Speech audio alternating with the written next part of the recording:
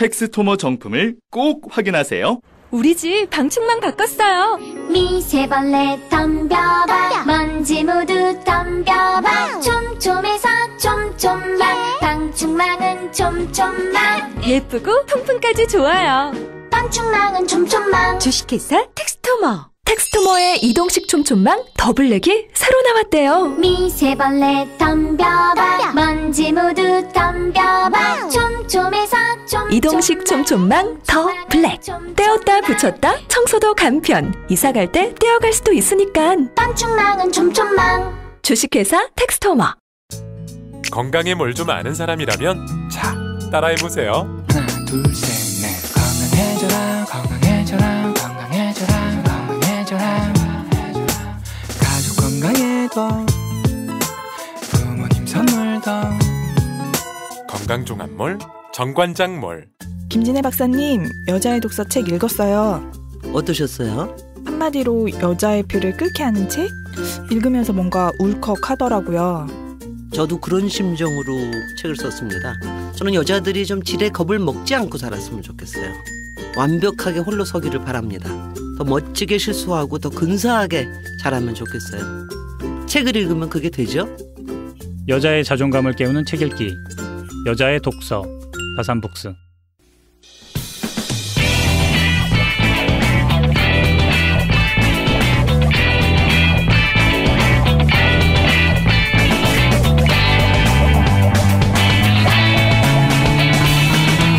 김어준의 뉴스공장.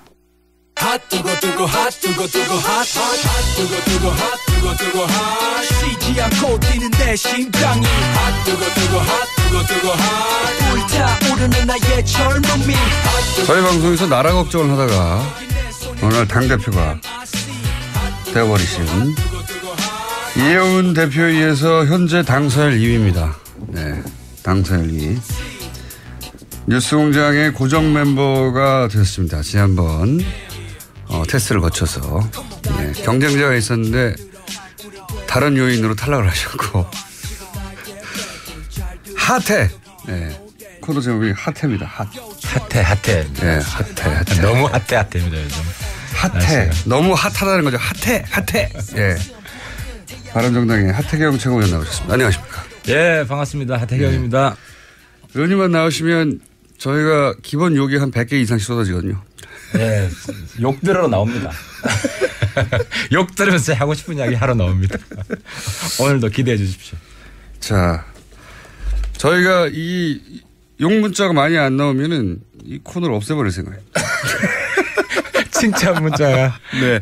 칭찬이 나오기 시작하면 이 코너를 없앨 때가 됐구나. 이렇게 생각하고. 알겠습니다. 없애버릴. 칭찬받는 그날까지. 알겠습니다. 자, 지난 한 주간 바른정당, 특히 하태경 최고위원의 눈으로 바라본 전국 짚어보는 시간인데, 지난 한 주간 아무래도 가장 핫했던 거는 이제 핫했던 것은 안철수 전 대표가 당권 도전에 나선 거지 않습니까? 이 당권 도전 이유가 뭘까에 대해서 의견이 분분합니다. 사실 굉장히. 어떻게 보세요? 근데 이제 저도 정치를 오래 하진 않았지만 정치판이 이럴 수도 있구나. 지금 바른정당이 상대적으로 태평성대 같아요. 마이크를 여보세요? 귀에 대시면 됩니다. 안녕하세요. 하태경입니다. 지금 마이크를 귀에다 대고 말씀하시는데. 그러니까 바른정당이 거의 야권을 평정한 느낌이에요, 제가. 어떤 의미에서요? 원래 바른정당이 최고 위기 정당이고 20명밖에 안 되고 한 명만 나가면 지금 끝나는 이런 정당인데 홍준표 한국당 대표. 가만히 있어도 그냥 약간 엽기적으로 일배당 비슷하게 엽기적으로 극우 정당으로 가버리고 다시 박근혜 탄핵 잘못했다 이런 이야기 내부에서 나오고 일배 열심히 하시라 혁신의 방향이 거의 6개월 전으로 돌아간 모습입니다. 너무 돌아갔어요. 너무. 거기는 거의 정권 재창출 포기한 그러니까 오른쪽의 정의당 이런 노선을 가는 것 같아가지고 그냥 저희들은 고마워요. 고맙다. 그렇게 계속 가시라. 근데 좀 잘 됐으면 좋겠다. 그러니까 우리로 보면 어떻게 보면 우당이에요, 국민의당이. 그러니까 국민의당이. 친구 우자, 버주자 우당인데. 그게 연대 가능성이 있다는 얘기가. 지금은 우려스러운 걱정 우자 우당이 돼가지고 지금 상당히 지금 국당이 뭐 연대를 말하기 전에 소멸할 수도 있지 않을까. 그러니까 당대표 출마한 이유가 소멸할까봐서 나왔다고 하는데 오히려 당대표 출마가 소멸의 길로 가는 길이 아니냐 이렇게 보신다는 거예요?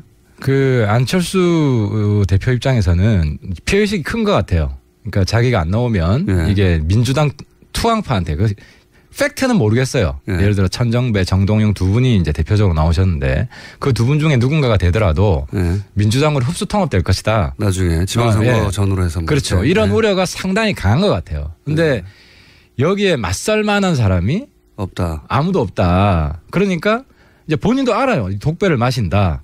하지만 뭐 청명해 주거나 한식해 주거나 내가 안 나와도 죽는 건데. 그러니까 이제 안철수 대표 심리를 제가 읽어본 거예요. 네, 그렇게 안철수 대표가 제가 인간적으로 나쁜 사람이라고 생각은 안 해요. 단 정치적으로 순진하다. 순진하다. 정치적으로 좀. 그건 정치 초년병한테나 할 얘기지. 이제 대선을 2번이나 지났는데 순진하다고 말하는 게 맞나요, 표현이?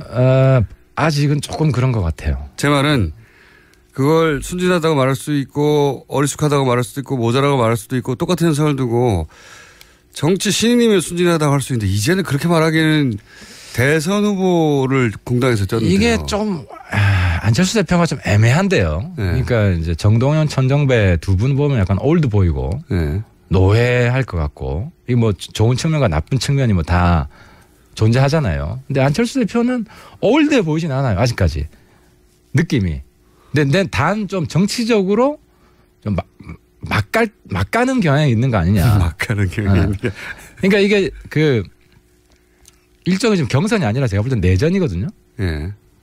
그 골육 상쟁. 그 6.25랑 똑같아요.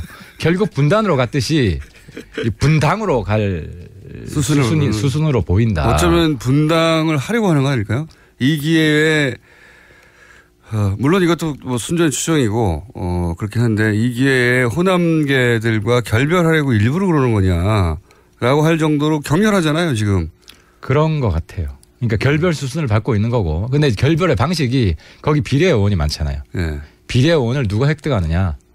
그러니까 13분이나 되기 때문에 네. 이 당 예를 들어 이제 바른정당하고 비슷하죠. 바른정당에 사실상 유승민 후보가 되면서 네.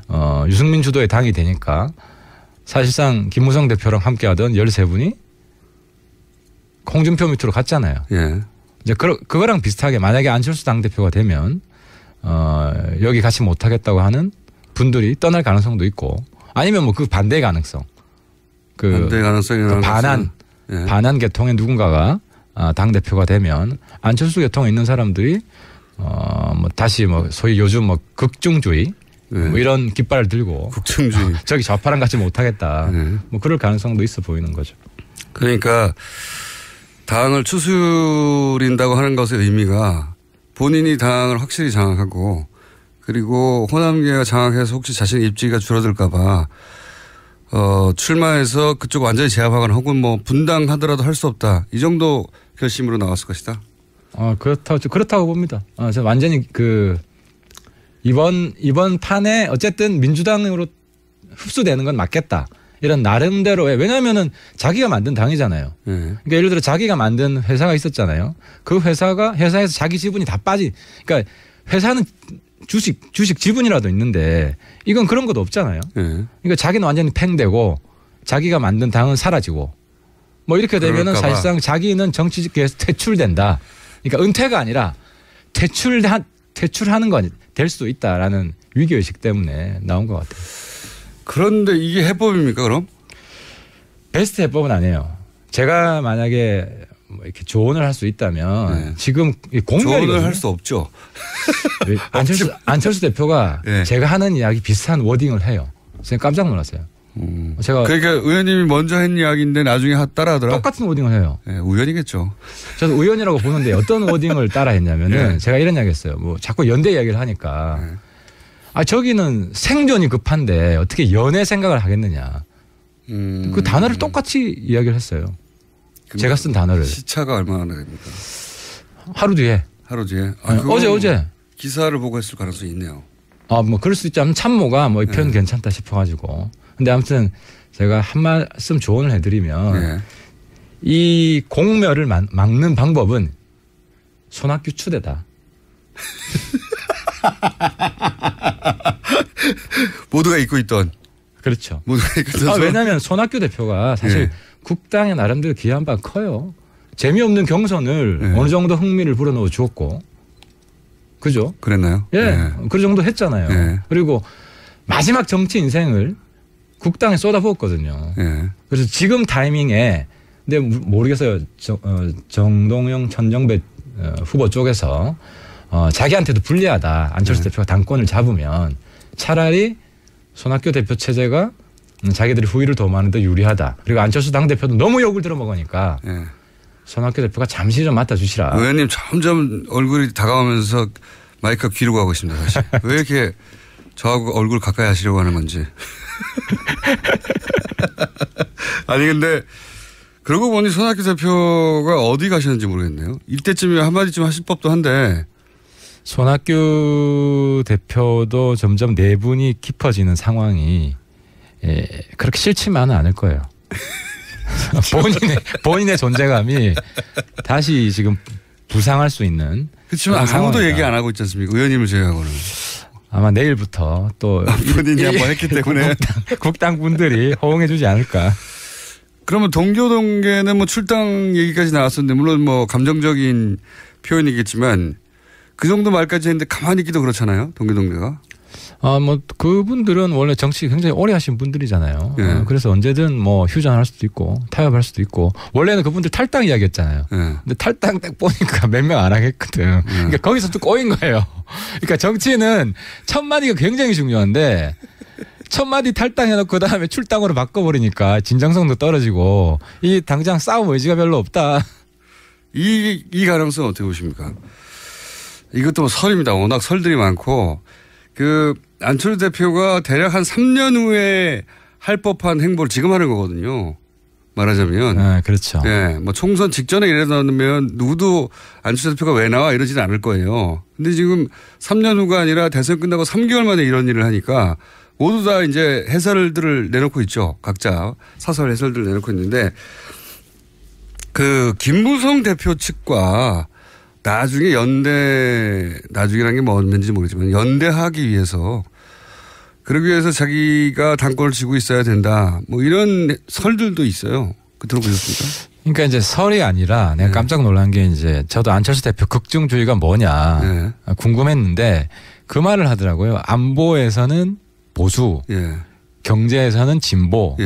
유승민 대표. 그러니까 이게 이제 바른정당이랑 같이 하고 싶다는 그런 메시지를 강력하게 던진 건 맞아요. 그건 저도 인정을 하는데 이제 우리 당 입장에서는 그럼 김무성 대표하고 관계를 푸는 것도 중요하죠. 김무성 대표가 지금은 많이 적당한 표현이 안 들어오네요. 찌그러져 계시지 않습니까? 아니 우리 당 그래도 이제 그 전통과 혁신이 잘 조화를 이루고 있기 때문에 김무성 대표도 그에 걸맞는 역할을 하실 거예요. 김무성 대표는 전통 쪽이 아무래도 이제 구정치와 신정치가 구정치의 장점이 많잖아요. 그래서 김무성 대표의 뭐 정무적 판단이나 지금은 힘이 많이 빠지셨죠. 지금 뭐 13분이 김무성 대표 내팽개치고 저 홍준표 밑으로 들어가는 바람에 스타일 많이 구기셨죠. 근데 같이 왜 안 가셨어요? 김무성 대표가 먼저 가 있어라. 말렸죠. 아니, 그거 아니에요. 먼저 가 있으라 한 거 아닙니까? 그게 아니고. 좀 이따 갈게. 그 내막은 제가 잘 아는데. 그래요? 김무성 대표한테 반기를 들고 간 거죠. 반기를? 김무성 대표 입장에서 어떻게 갑니까? 거기에. 아니, 그러니까 지금 당시 그런 얘기도 있었지 않습니까? 대선 후에 유승민 대표가 지지율을 그렇게밖에 못 받으면 결국 당은 없을 것이고 먼저 가 있어라 내가 나중에 갈 테니까 지금은 싸놓은 척 하자. 이거 아니었어요, 혹시? 그게 아니고 좀 전반적으로 무기력해져 있는 상태였어요. 그 멘붕이었어요. 김무성 대표. 그 이제 총선 이후에 계속해서 김무성 대표가 선택했던 정치적 행보. 예를 들어 뭐 성공적이 하나도 없었죠, 사실. 그렇죠. 다 실패했어요. 예를 들어 질서 있는 퇴진 안 되고 반기문 특히 반기문 안 되고 그 다음에 막판에는 그걸 했잖아요. 반박 반문 연대 단일화. 그래서 사실 안철수로 단일화였는데 뭐 그것도 안 되고 다 안 되고 그래서 이번에 당 대표 할 때도 이현 의원을 밀지는 않았잖아요. 김무성 대표하고 연대하는 것이 누구한테도 별 크게 도움은 안 됐다고 초반에는 봐야죠. 정운천 후보를 밀었다고 하는 얘기도 있던데, 그죠? 뭐 김무성 대표 큰 역할 안 했어요. 솔직히 말씀드리면. 네. 어쨌든 이혜원 대표는 싫어하지 않습니까? 이혜원 대표는 사실 대단한 분이죠. 이혜원 대표가 그러니까 김무성 전 대표가 이혜원 대표를 싫어하지 않습니까? 이혜원 대표가 이제 의원들 사이의 관계가 썩 좋지는 않았어요. 그래서 많이 우려를 했고 경선 과정 중에서도 그런 이야기를 많이 했는데 일단 당의 핵심은 넘버 1과 넘버 2가 화합이 잘 되면 잘 굴러가요 지금. 의원님만까지만 다 화합이 잘 되면? 나머지도 잘 되죠. 이제 뭐 넘버 3, 넘버 4 우리 지금 굉장히 화합이 잘 되고 있고. 넘버 2는 확실하고요? 확실하죠. 지금 저 해태남매라는 이야기가 뭐 괜히 나옵니다. 어쨌든 김무성 대표와 안철수 전 대표 두 분 다 전 대표가 손을 잡을 수도 있는 가능성에 대해서는 어떻게 보세요? 그런 썰들도 있는데. 이제 그 부분은 이미 1차 실험을 했어요. 주승용 대표가 대선 직후에 바른정당 합당 얘기를 했잖아요. 근데 이게 과거 YS나 DJ처럼 당을 완전히 장악한 대표가 아니면 그게 실현되기가 쉽지가 않아요. 당장 내부 그 반발에 부딪혀가지고 없던 일이 됐잖아요. 근데 안철수 다시 대표가 되더라도 뭐 51대 49 아니겠어요? 이제 그런 상황에서 자기가 압도적으로 당을 이끌 수 있겠는가? 그럼 다시 국민의당 화합 나가지 말라고 내부에 어느 정도 그 반대쪽 목소리를 들어줘야 되기 때문에 그 다음부터는 국당 안에서 연대의 목소리가 사라질 가능성이 많아요. 김무성 대표하고 최근에 이런 얘기 안 해보셨죠? 김무성 대표님하고 뭐 안 해봐도 대충 뭐 김무성 대표님 생각이 저랑 뭐 비슷할 거예요. 지금 뭐 연대 이야기 해봐야 아무리 짜게도 쓸데없는 현 상황에서는. 그럼 왜 나왔을까요? 결국은 본인 안철수 좀 전에 이야기했잖아요. 국민의당 사멸이 아니라 본인이 사멸할까 봐. 그렇죠. 지금 국당이 민주당으로 통합되면 본인 퇴출해요. 정계 강제 퇴출해요. 가장 불명예스러운 방식으로 정계에서 퇴출되는 방식을 막기 위해서 차라리 내가 능력이 안 돼서 이번에 뭐 당대표가 안 되면 본인 지금 굉장히 큰 정치적 승부수를 조기에 던진 거예요. 그거는 퇴출 아닙니까? 그건 더 큰 퇴출인 것 같은데요. 안 되면은 내가 능력이 안 돼서. 근데 이건 뭐 꽥 소리 질러 보기도 전에 강제 퇴출 당할 수 있는 상황. 이런 상황이 굉장히 두려웠던 것 같아요. 꽥 소리를 지르기 위해서 나왔다. 또 다른 가능성은 전혀 없습니까? 뭐 저는 그런 가능성도 몇 가지 있긴 하는 것 같은데 오늘 할 얘기는 아닌 것 같고. 어쨌든 이게 국민의당에는 커다란 위기인데 바른정당에는 어떻습니까? 이 사안을 바른정당 의원들 어떻게 바라보고 있어요? 좋네, 불구경. 바른정당 입장에서는 이제 가장 현실 가능한 시나리오가 국당이 공멸하고 그 중에 이제 바른정당 중심으로 흡수 통합하는 거죠. 의원들이 개별 입당하고. 왜냐하면 국당도요. 큰 대주주가 없어요. 그런 셈이죠 지금. 예. 안철수 후보 시절만큼의 지분을 발휘할 수가 없죠 절대. 안철수. 그렇죠. 안철수 걔도 지금 몇 명 안 되잖아요. 사실 뭐 정동영 개, 천정배 개라고 할 수는 없거든요. 천정배 개는 거의 없다시피 하고요. 그렇습니다. 그래서 상당히 개별화될 가능성이 많고. 그랬을 때 이삭 줍기를 할 가능성이 왔다. 뭐 바른정당하고 노선이 그렇게 크게 틀리지 않은 분들이 있죠. 그런 분들은 뭐 우리 당과 함께 할 수 있죠. 그러면은 바른정당 의원님들은 내심 잘 싸운다 깨져라 하고 있겠네요. 그거보다도 일단 뭐 바른정당 우리는 지금 한국당 지지율 더블 스코어 내는 게 목표예요. 지금 한국당 뭐 1, 2% 차이 나는데 뭐 여기에서 연말에 1% 차이 나는 거는 갤럽 조사 기준이죠. 갤럽 기준으로. 근데 이제 그게 뭐 좀 더 정확하다고 저희들은 보고 있고 단순 ARS보다는 그러면 뭐 연말쯤 지금 완만한 상승세예요. 느리지만 두 자릿수가 지난주 처음 찍었죠. 처음 찍었어요. 10% 찍었고 출발 직후에 한 17, 18 정도 나왔다가 한 자릿수 계속하다가 갤럽 기준으로는 지난주에 처음으로 10%인가요? 그렇습니다. 이제 기울기가 완만하긴 한데 뭐 거의 새 지도부 등장하고 한 달? 본인도 새 지도부기 때문에. 그렇죠. 한 달 정도 됐는데 두 자리 찍었기 때문에 뭐 한두 달 지나면은 한 15%대 올라가지 않을까. 아무 목표입니다. 아무 근거는 없이. 최근에 어쨌든 국민의당 사태는 즐거운 마음으로 보고 계시군요, 다들. 뭐 당 입장에서는 어쨌든 이 기회에 우리가 죽자. 일치월장해야 된다. 도약해야 된다. 지지율을 팍 올려야 된다. 그래서 뭐 잔뜩 지금 열심히 하려고 노력하고 있습니다. 알겠습니다. 국민 남의 불행이 이제 바른정당의 행복인 상황이고요. 저건 어떻습니까? 바른정당이 치고 올라갈 기회가 몇 번 있었어요, 사실은. 아시다시피. 그럴 때마다 당내에도, 바른정당도 당내가, 뭐랄까요, 균일하진 않지 않습니까?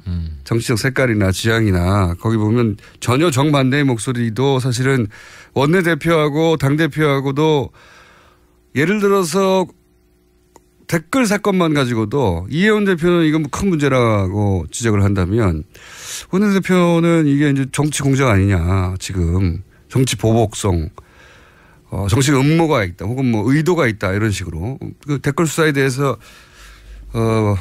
마음에 안 들어 하는 거죠. 예. 이건 이제 결국 이명박 대통령까지 가는 거 아니냐라고 하는 친이계들의 우려가 있는 건데, 그렇게 의견이 갈려 나오면 그 중에서 듣기 싫은 소리가 기분을 상하게 하니까 당연히, 바른정당 역시 안 되겠어. 댓글 사건 같이 명백한 사건에 대해서도 그렇게 나오거든요, 반응이. 이게 뭐냐고. 그러니까 이제 바른정당이 이 초기 한 18, 9% 올라갔을 때 가장 지금 가슴 아프게 생각하는 게 18세 투표권, 그리고 공수처 문제. 우리가 이제 사실 통과시켰다가 뒤집혔죠. 그러니까요. 뒤집히면서 저게 새로운 보수당 맞느냐, 혁신 맞느냐 이래가지고 이제 확 꺼졌죠. 확 꺼졌죠. 거기 플러스 단일화 얘기하니까 결국 똑같구나. 자유한국당과 바른정당이 결국 단일화 할 거구나. 그렇죠. 안 했지만 할 거구나 하는 인상이 드는 순간부터 지금 잠깐 헤어진 거지 곧 합칠 텐데 뭐 이러면서 지지를 확 꺾이잖아요. 그래서 지금 사실 저희들이 뭐 보수 적통 경쟁 이 말도 저는 별로 안 좋아해요. 지금 갈수록 한국당하고 우리는 지지 기반이 다르다. 저쪽은 극으로 가는 것이고 우리는 혁신 중도 보수로 가는 지금 그런 방향이고, 근데 우리가 방향을 충분히 못 잡은 게 탄핵 직후만 해도 그러니까 탄핵에 찬성한 한국당이다 우리는. 이런 의식이 의원들 사이에 강하게 있었어요. 그러니까 여러 이슈들에 대한 정책들은 그렇게 다르지 않다 하는 경향이 있었고, 아니다 이것도 우리가 근본적으로 재검토해서 새로운 노선, 새로운 보수로 가야 된다. 이 두 흐름이 있었죠. 이 두 흐름이 있다가 그러니까 지금 이게 혁명적으로 힘들어요. 왜냐하면 기본적으로 의원들 의식도 이제 과거의 의식이 많이 지배하고 있기 때문에. 근데 이제 13분이 가고, 그리고 이혜원 대표나 저나 사실 뭐 저는 거의 뭐라고 그러는 이방인 비슷하게 새누리당 내에서 전문 용어로는 왕따라고 하죠. 근데 이제 바른정당이 저 같은 왕따도 성공할 수 있다. 치고 올라갈 수 있다. 이런 가능성을 보여줬고. 여기 아직 100개가 안 됐어요. 그러니까 예를 들어 제가 지금 바른정당의 비전을 주도하고 있거든요. 근데 이게 정말 어려워요. 이제 새로운 보수로 가는 게 뭐냐. 정책적으로 한국당하고 저는 심지어 안 보는 보수, 경제는 진보. 안 보도 우린 다르다 한국당과. 이런 차별화라도 가야 된다고 보이고. 잘 안 보입니다, 근데. 아직 잘 안 보이죠. 앞으로 보여드릴 겁니다. 근데 시간이 조금 걸릴 거고요. 그다음에 이제 댓글 문제는 댓글 문제 명확한 거는 국정원의 정치 개입 잘못된 겁니다. 그렇죠. 이건 이번에 뿌리 뽑아야 돼요. 그리고 전면적으로 진상 조사를 해야 되고 그것이 왜 생겼는지 근본적인 처방이 나와야 됩니다. 근데 여기에서 지금 이제 쟁점이 되는 것은 자꾸 이제 야당에서는 전직 대통령을 이제 물고 들어가려고 하는 거죠. 아니 전직 대통령이 일부러 물고 들어가려고 하는 게 아니라 하다 보면 전직 대통령이 등장하게 되는 거 아닙니까? 그러니까 그거는 봐야죠. 봐야죠. 그거는 봐야죠. 아직 그 국정원 적폐상단 TF에서도 청와대 내용은 모른다는 것이고, 그럼 MB가 알바들 조직해서 댓글 열심히 써 그렇게 지시를 한 거냐? 대통령이 직접 알바를 고용하라고 하진 않았겠죠, 뭐 당연히. 그러니까 제가 대통령이면은 이런 얘기는 했을 것 같아요. 북한의 대남 심리에 대해서 적극적으로 대응해. 뭐라 그러겠습니까? 근데 그게 댓글 알바를 고용하는 것으로 해결될 일은 아니지 않습니까? 그러니까 그 구체적인 내용에 대해서 지금 원세훈 원장도 저는 자기도 그 구체적인 내용에 대해서는 예를 들어 댓글이 어떤 댓글이 쓰여진다. 그건 상관이 없죠. 그러니까 그런 거, 그러니까 이 부분을 지금 이제 보수까지 포함해서 대단히 착각하고 있는 게 어떤 메커니즘이 작동하냐면요. 북한 통전부에 남조선 인터넷 댓글팀이 있어요. 그러니까 걔네들이 대남 심리전을 하는데 대남 심리전을 하죠. 열심히 댓글 써요. 그러니까 국정원에서 이걸 쳐다보고 있으면 이거 자기들도 그거는 해야 할 일이죠. 아니 그거를 하면 안 됐어요. 아예. 그렇죠. 왜냐하면 이거는 민주주의의 대가다. 아니 그러니까 아니 북한 애들이 들어와서 댓글 쓰는 거나 해외에서 들어와서 댓글 쓰는 거나 심지어 저는 중국에서도 댓글 쓸 수 있다고 봐요. 근데 북한 애들이 댓글 쓰는 건 뭘 쓰는지 아세요? 말씀해 주십시오. 아니 그 김정은 찬양 댓글 쓰는 게 아니고요. 한국의 그러니까 남남 대결을 위해서 한국의 야당 과거 뭐 MB 박근혜 집권 때 지금도 그렇고 한국의 야당과 뭐 제야단체 반정부 단체 이런 단체들이 하는 이야기를 북한 애들이 댓글을 써요. 아이디 추적해보면 북한 애들이에요. 그런데 문제는 국정원에서 대단히 오판을 한 게 북한 애들이 이런 댓글을 쓰니까 예를 들어 한미와 FTA 반대한다. 그죠? 광우병소 우린 못 먹겠다. 그러니까 여기에 대한 대응을 해야 된다는 강박 때문에 이게 정치 개입이 돼버린 거예요. 그게 이제 국정원 사이드에서 이해해주면 그렇고요. 근데 생각해 보시면 북한 쪽에서 예를 들어서 댓글을 달았는데 그것이 뭐 정부의 정책에 반하거나 혹은 뭐 친북 성향을 가지고 있는 일부 단체를 뭐 지지하는 글을 썼다고 쳐요. 그거를 대응하느라 본인이 지금 국정 댓글 사격이 났다라고 해서 해명이 안 될 것들이 너무 그러니까 많죠. 너무 많아요. 제가 말씀드리는 거는 이제 그러다가 뭐 선거 때도 여러 이슈가 있고 아니면 거기서도 좀 과잉 충성 문제가 있을 수 있고 뭐 이런 과정을 통해서 선거 개입 정황도 드러난 거 아니에요. 그러니까 이런 부분은 전면적으로 조사해서 다 뿌리 뽑아야 된다는 거예요. 그런데 제가 드리고 싶은 말씀은 댓글 사건은 그냥 국정원을 통해서 정권을 연장하려고 한 거죠. 아니 그러니까 첫 출발은 그렇다는 거고. 그러니까 여기서 국정원 개혁에서 필요한 거 제가 말씀드리고 싶은 것은 북한 애들이 한국 인터넷 들어와서 댓글 쓰잖아요. 그럼 국정원은 뭐 해야 되냐면은 만약에 북한 내에 인터넷이 있다면 북한 내에 포탈이 있다면 거기 가서 우리 국정원 요원들이 거기 가서 댓글 쓰는 거예요. 네, 그렇다고 치고요. 그죠? 근데 그 북한 인터넷이 없어요. 그럼 뭘 해야 되냐면 거기에다가 뭐 삐라를 뿌리든지 뭐 IP를 차단하는 거예요. 그러니까 북한 애들이 여기 댓글 쓰는 거나 우리가 거기 삐라 뿌리는 거나 대응하는 거예요. 아니면 뭐 라디오를 방송을 튼다든지 TV 방송을 튼다든지 그런 식으로 했어야 됐는데 그러니까 좀 전에 우리 우리 김호주 총수님도 약간의 발언에 이제 오답을 했는데 그 대응을 해야 된다. 그건 민주주의 대가로 포기를 했어야 된다는 거죠. 아니 대응이라는 건 예를 들어서 뭐 IP를 차단하든가 그 다른 방식으로 해야지 대남 공작을 하면 어떡합니까? 그렇죠. 그러니까 그게 그 국내 정치 개입이라는 의식이 박약했던 거죠. 왜냐하면 국정원이 과거부터 쭉 국정 홍보를 담당해 왔기 때문에. 근데 국정 홍보 차원이 아니라 예를 들어서 야당을 탄압하거나 아니면 특정 뭐 호남을 공격하든가 이건 상관이 없는 얘기잖아요, 사실은. 아니 근데 이게 정권 연장하려고 한 거죠. 완전히 상관없는 이야기는 아니에요. 그러니까 내가 그래서 요걸 좀 들어먹을 수가 있을 건데. 요걸로 100개 채우시려고 하시는구나. 북한 애들이 댓글 쓰는 게요. 야당하고 똑같은 이야기를 해요. 예를 들어 한미 FTA 추진하면 한미 FTA 반대하자. 북한 애들 그런 댓글을 쓰고. 그러니까 지금 북한 애들이 상당히 지능적으로 이제 대남 공작을 하고 있는데 방금 100개 넘었다네요. 야당 애들이 야당이 하는 이야기, 반정부 단체에서 하는 이야기들을 똑같이 해요. 아니면 그럴 수도 있는데 그런 일부 주장이 있을 수 있는데 그걸로 어떻게 지금 국정원 댓글 사건을 전부 다 덮습니까? 그러니까 북한을 상대하려다 보니까 이렇게 했다고. 아니 그게 아니고 내가 지금 국정원을 대신해서 변명을 해주는 게 아니라 출발을 그럴 수 있다. 그래서 그게 잘못된 거다. 그 출발 자체가 잘못된 거다. 그럼 이거 어떻습니까? 이해는 했습니다. 근데 국정원이 그런 인식을 가지다 보니까 이게 정치 개입이라는 인식을 잘 못해서 그랬을 수 있다. 첫 출발은 나중에는 그렇죠. 정치 개입이 확실한데 그렇게 이제 일부 이해해 주신 건데 저는 뭐 동의가 안 되긴 하나. 그래도 처벌받을 건 처벌받아야 된다는 거죠. 동의가 안 되긴 하나. 그런 시각이 있다는 이해했습니다. 오늘 마지막 질문은 그러면 이명박 대통령의 책임은 없는 겁니까? 그건 뭐 조사하겠죠 이제. 뭐 청와대에서 어떻게 보고가 됐고. 주호영 원내대표가 발끈하는 것도 사실은 이게 이명박 대통령한테 가까워. 그런데 저는 이 부분에 있어서 추미애 대표도 좀 실수를 하는 게 저는 그렇게 생각합니다. 대통령에 대한 우리 국민의 인식인데 노무현 대통령을 안타깝게 우리가 잃었잖아요. 그러니까 왜 그랬냐면은 좌파만의 대표라고 생각한 거예요. 보수에서는. 그러니까 아무리 때려도 우리 국민의 대표가 아니다.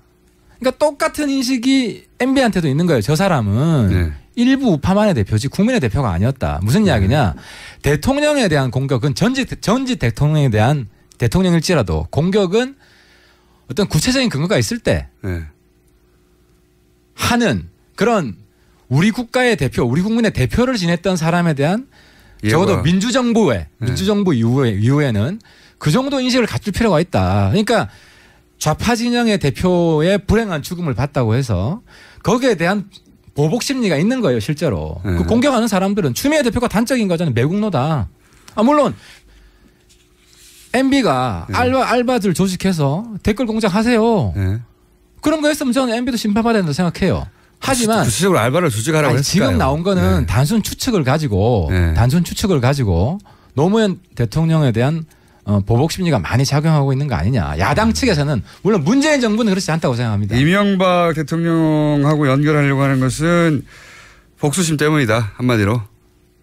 그러니까 욕이 급증하고 있네요. 추미애 대표의 축하드립니다. 발언을 보면 거의 이완용급으로 매국노라는 표현을 쓴 것은 친일파급으로 지금 매도를 했는데 서로 그렇잖아요. 지금 좌파는 우파를 친일파라고 매도하고 있고 우파는 좌파를 여태까지 종북이라고 매도했어요. 제가 욕을 들으면서도 이런 대립은 이런 불행한 정치의 대립은 이제 끝내자. 알겠습니다. 자, 오늘은 욕 할당량 다 채우셨고요. 그래서 맛배기니까 첫 시간이니까 이 정도 하고요. 하지만 이 요사는 앞으로도 몇 번 더 할 것 같죠, 그죠? 댓글 사건이. 댓글은 그리고 적폐청산 TF 한 가지 좀 조언을 드리면 이제는 처음부터 끝까지 완전히 조사해가지고 최종 발표 한 번만 해야 돼요. 중간중간 발표해가지고 괜히 또 뭐 MB 건드리는 거 중심으로 하게 되면은 국민들도 별로 안 좋아해요. 이명박 대통령을 건들더라도 확실한 증거가 나오는 확실한 증거를 가지고 해야죠. 알겠고요. 확실한 증거로 가는 길목에 있는 거 아니겠습니까 지금? 근데 이게 어디로 튈지 몰라요. 이게 이제 MB 정부에서 처음 시작된 거냐 아니면 그전 정부에도 있었냐 뭐 이런 것까지 전면적으로 조사를 다 해야죠. 알겠습니다. 자, 오늘 맛배기고요. 오늘 뭐 충분히 많이 드셨습니다. 저희가 한 300개 드셨네요.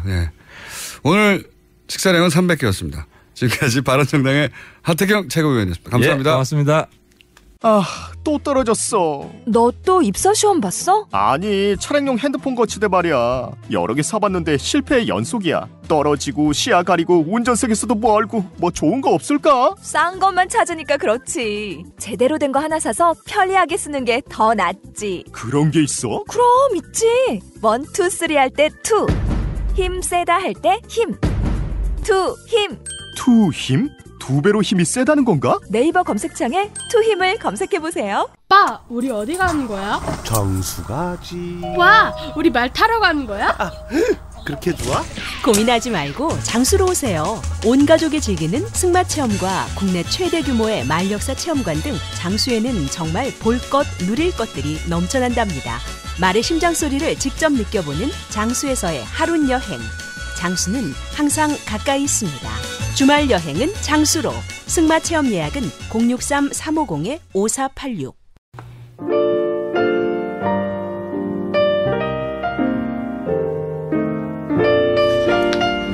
불친절한 에이어스. 하태경 의원님 정말 재치 있으시네요. 마이크를 귀에 대다니. 이런 순수한 영혼. 칭찬 문자는 이거 하나였습니다. 나머지 400개 정도는 하태경 의원님 오래 사시라고 문자가 왔고요. 그리고 공장장 요즘 들어 부쩍 바람이 셉니다. 7kg만 빼보시면 어떨까요? 바람이 새는 거는 제가 살찐 건 사실인데 최근에 10kg 가까요. 바람이 새는 것은 살찐 건 상관이 없습니다. 3년 전에 살아있던 콧대 어디 갔습니까? 살펴난 소리가 많네요. 해볼게요. 그리고 오늘도 500개 이상 문자를 보내주신 모든 분들에게 감사드리며 불친절한 내에서 여기까지 하겠습니다.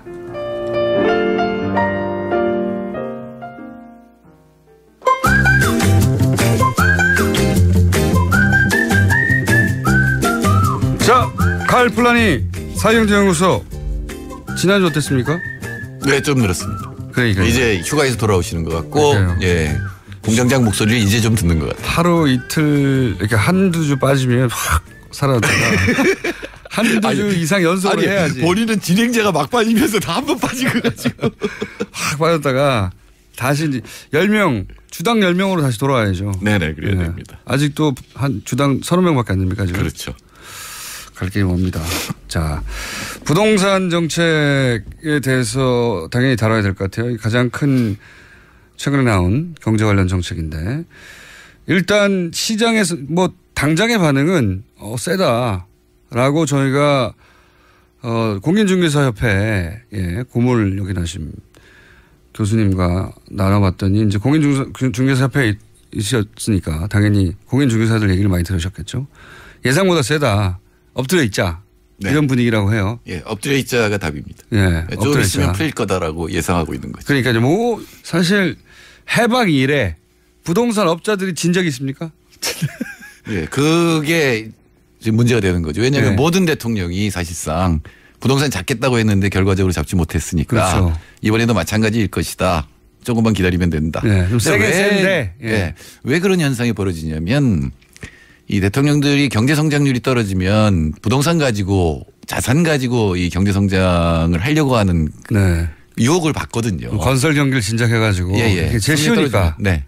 그리고 사실은 돈은 굉장히 많아요 지금. 부자들은 돈을 많이 갖고 있는데 쓸 데가 별로 없어요. 재벌들 돈 많은 것처럼. 생산적 투자가 안 되니까. 근데 가장 간단하고 가장 수익률이 보장되는 게 부동산인 게 맞거든요. 그러니까 이걸 못 잡으면 그리고 대통령이나 이 청와대에서 유혹을 느끼면 부동산 가격은 올라갈 거다라고 느끼는 거죠. 근데 문제는 시그널이죠. 이제 확실하게 잡겠다는 시그널하고 이 섞이는 시그널이 나가면 가령 노무현 대통령 경우는 이거였어요. 부동산 주택 분양가 이걸 짜장면에 비유하면서 그걸 왜 공개하냐라는 식으로 얘기하니까 이제 안 잡는다 그러면서 확 올라갔고 또 하나는 이제 혁신도시 하면서 전국의 부동산 가격이 올라가게 만들었거든요. 그러니까 의도는 아니었으나 그런 시그널이 간 거죠. 네, 근데 시그널을 정확하게 부동산에 관해서는 일관되게 보내지 않으면 아까 말씀하신 것처럼 복지부동하고 있는 거거든요. 지금. 그렇죠. 조금만 기다려보면 어디 틈새가 나올 것이고. 틈새만 나오면 그다음에 글로 치고 나가는 거고 그때는 자꾸 이 강도를 높여봐야 다음에 또 나와봐야 또 기다리면 온다라고 하는 것이 지금 부동산 정책에 관한 거고 그건 투기꾼만 아니라 일반 시민도 그래요. 그러니까 지금 집 못 사면 영원히 못 산다라는 게 너무나 강하게 지금 억누르니까. 그게 몇십 년간 이어졌죠. 몇십 년간 이어졌고 그분들은 계속 집을 못 사고 있어요. 그렇죠. 그러니까 1050채 가진 분도 있고 한 채도 없는 분이 반이고 그렇습니다. 그러니까 소위 이제 부동산의 공포 마케팅인데 이게 부동산 업자들의 지금 안 사면 안 돼, 안 사면 안 돼. 만약에 이번 정부가 일관되게 5년 내내 똑같은 시그널을 유지한다면 그럼 좀 잡히긴 하겠죠. 어느 정도. 네. 근데 지금 도시재생이라고 하는 게 또 있거든요. 52조가 들어가는 도시재생도 결국은 부동산 가격을 부추길 가능성이 있거든요. 뉴타운처럼. 예. 당연히. 이제 지방. 뭐 속성은 다르지만. 어쨌든 부동산. 그 부분을 신경을 안 쓰고 이 도시재생이 다시 이제 지역 땅값을 올리는 걸로 작용하게 되면 못 잡습니다. 그렇게 못 잡은 것이다. 자, 그러면 참여정부 시절에 결국은 여러 가지 처방을 많이 내놨죠. 뭐 연속으로 내놨어요. 그때 날짜들도 다 기억이 안 나요. 몇 월 며칠 나면 8월 30일이면 8.13 대책이라고 해가지고 뭐 이런 식으로 쭉 나왔는데 그 강도를 높여갔죠. 점점. 높여갔지만 가장 마지막에 나온 정책도 결국은 부동산을 잡지 못하고 그때 실패 담을 틀림없이 이제 머리에 두고 그렇게 똑같은 실패를 반복하지 않아야 되겠다고 시작했을 텐데 이번 정책의 뭐랄까요 핵심 메시지를 한 줄로 하면 뭡니까? 오르지 않게 하겠다. 오르지 않게 하겠다. 내리겠다는 아닙니다. 더 이상 오르지 않게 하겠다. 네. 그러니까 831 대책 제가 58 대책이라는 걸 만들었고 석 달 뒤에 831 대책이 나왔는데 노무현 정부 시절에. 제가 딱 석 달 부동산을 담당했는데 831 대책의 핵심은 LTV DTI였어요. 그러니까 돈이 부동산으로 가는 걸 막은 거였고 제가 612 대책 나왔을 때 그때 핀셋 어쩌고 할 때 이거 갖고 못 막는다 그랬던 것처럼 결국은 투기 지역으로 하고 40% 심지어 30%까지 지금 이제 막잖아요. 규제하면 오르지 못하고 아까 얘기처럼 이제 관망세로 들어가. 지고 있는 거죠, 집을 그냥. 근데 집을 갖고 있는 것 자체가 부담이 돼야 되거든요. 결국 보유세까지 가야 된다. 보유세까지 결합이 안 되면 이게 풀려 나와야 되거든요. 많이 가진 사람들이 집을 내놔야 되거든요. 집이 지금 부족한 게 아니에요. 집 많죠. 많은데 이 사람들이 가진 게 부담이 돼서 조금씩 나오는 게 제일 좋습니다. 한꺼번에 쏟아져 나오면 그다음 금융위기니까. 지금 사실은 정책하는 사람 그게 제일 무서워요. 한꺼번에 쏟아져 나와서 폭락하면 금융위기거든요. 그러니까 서서히 빠져나오게 만들어야 되는데 그 강도 조절이 어렵다. 그런 거군요. 첫 번째 시그널이고 두 번째는 서서히 세 채 이상 가진 사람들이 파는 게 유리하다고 느끼도록. 두 채까지는 저는 이해가 가는 면도 있는 게 예를 들어 상속을 받았다든가 뭐 이럴 수 있어요. 그런데 세 채, 네 채 넘어가게 특히 한 5채 이상 넘어가면 이거는 일반의 상식으로는 이게 투기지. 보통 가정에서 어떻게 5채가 있을 수 있습니까? 근데 이명박 정권이 뭘 했냐면은 그걸 임대사업으로 양성화시키겠다고 해서 민간의 공급을 늘린다는 건데 그렇더라도 보유세는 과세를 해야 됩니다. 사실은 참여정부의 실패를 얘기하지만 참여정부 실패의 가장 큰 원인은 뭐냐면 처음에 강도 높은 게 나갈 때 그거를 여러 군데서 막았어요. 이정호 실장이 주도를 했는데 그 시장에서도 막았고 뭐 언론들도 난리가 났지만 이현재 부총리부터 막았거든요. 정부 내에서도. 그다음에 제가 당시에 이제 수도권 국회의원들하고 이 대화하는 데 갔는데 전부 반대하는 거예요. 종부세에 대해서. 왜? 수도권 집값 떨어지면 자기 의원 단 한 명도 빼놓지 않고 반대했습니다. 그러니까요. 그러니까 그런 것들이 메시지가 못 막는다는 메시지를 계속 보내는 거고 내부에서부터 계속 완화가 되면 그러면 이제 확실하게 이제 시장은 틈만 노리는 거죠. 시장은 정부를 두려워하지 않게 되는 거죠. 정책을. 근데 문제는 제가 보기엔 지금 청와대가 그런 시그널을 틈새를 보여주고 있어요. 왜냐하면 장하성 실장은 자본소득은 별로 문제가 없다는 얘기를 했어요. 책에서. 근데 굉장히 심합니다. 왜냐하면 지난 1년 동안 자산 가격이 700조가 올라갔어요. 그러면 그 수익률로 치면은 40조 원을 이 사람들이 소득을 얻은 건데 40조 원이면 우리나라 GDP 전부예요. 이렇게 생각하시면 돼요. 28,000달러가 우리 1인당 국민소득이잖아요. 그럼 3% 오르면 한 100만 원 오른 거예요. 내 소득이. 근데 1년 동안 임대료로 내는 게 얼마예요? 100만 원 넘는다고요. 그러니까 경제 성장이 된 부분을 전부 자산을 가진 사람들이 가져가는 고 있는 거거든요. 구조적으로. 그러니까 이거를 막지 않으면 안 되는 거고. 두 번째는 김수현 수석이 종부세 트라우마가 너무 강해요. 종부세 때 걱정 때문에 보유세를 치고 나가지 못한다. 종부세 때문에 그때 세금 폭탄을 맞고 이 노무현 대통령 인기가 떨어졌다라는 사고를 하고 있기 때문에 소장님의 이 현재 부동산 정책이 방향성은 맞는데 이걸로 부족하니 보유세까지 가서 집을 소유하고 있는 사람들이 이것보다 훨씬 더 강한 압박을 받아야 된다. 제가 보기에 지금 가장 올바른 시각을 갖고 있는 사람은 김현미 장관이에요.